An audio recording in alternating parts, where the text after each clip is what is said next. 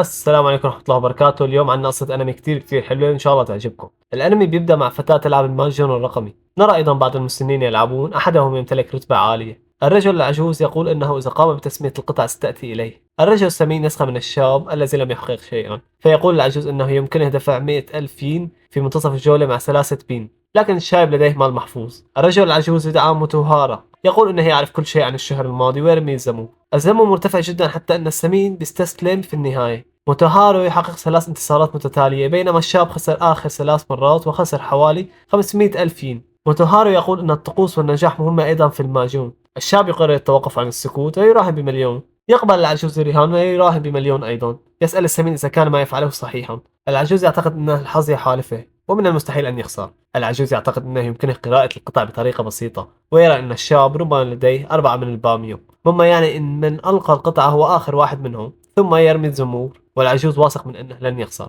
عندما يصلون إلى الجولة الأخيرة يكون لديه موتوهارو 40,000 نقطة، بينما الشاب لديه 19,200 نقطة، بفارق 21,400 نقطة. يبدو أن النصر لموتوهارو بسرعة، يبقى له قطعة واحدة فقط، ويعتقد أن الشاب ينتظر القطعة رقم 1 و4. هنا يعلن ريتشي إعلان ريشا، ويصر على أن الشاب سيسحب القطعة رقم 1، والشاب يعلن ريشي مفتوحا. العجوز يصاب بالدهشة، ولكن الشاب يبدأ في قول كلمة غريبة وهي أسماء طعامه المفضل.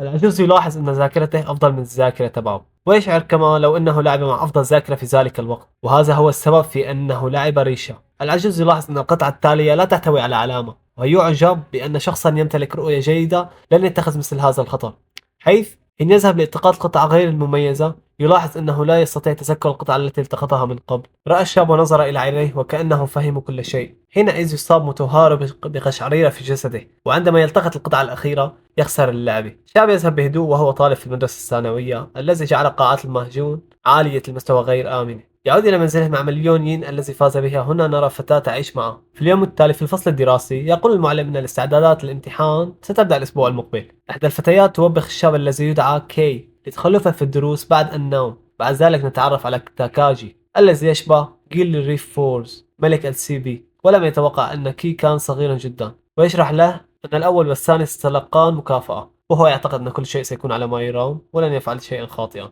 عندما يدخل الشاب إلى الشقة يرى بعض الفتيات محبوسات، ويقول جيل أن ذلك جزءا من عمله، ويخبره أنه لا يمكنه الرحيل الآن بعد ما جاء. ويبدو أنه يواجه مشكلة مع رجل سيء يدعى ماشين الذي يملك فتاتين مقيدتين. يتحدى ماشين كي في مباراة مهجون، وعندما تبدأ اللعبة يدرك جيل أن لديه هاتفا محمولا ويأخذ كل ما في جيبه، ويقول جيل أن الرهان سيكون بالنقاط، والنقطة تعادل 1 دولار هونغ كونغ، و1000 نقطة تعادل 15 ين. تقول كي أن النقطة العادية تساوي 100 ين، والشاب لا يملك المال لدفع الرهان، لكن ماشين يقول أن كي سيضطر للعمل لسداد الدين.